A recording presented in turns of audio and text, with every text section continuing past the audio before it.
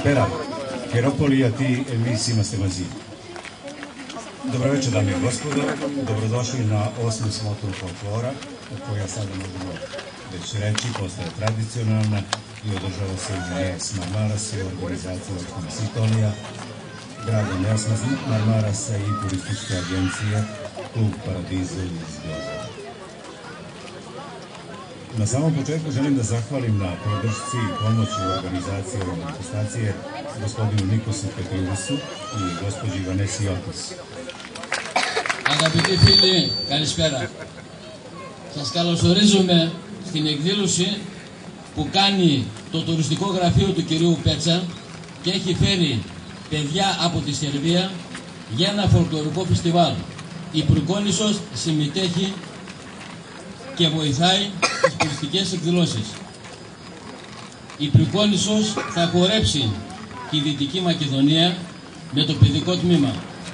Παρακαλείται ο δάσκαλός μας, ο κύριος Μπαρακάνος, να σας αναγγείλει τους χορούς. Ευχαριστώ. Καλησπέρα.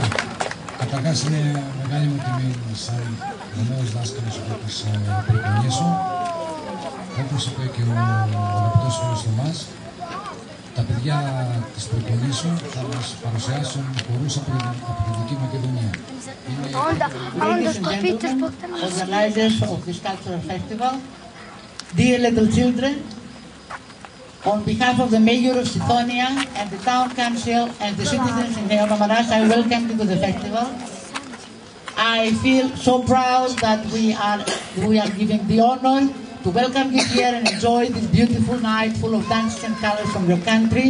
We have so much experience after so many years of being together and cooperating.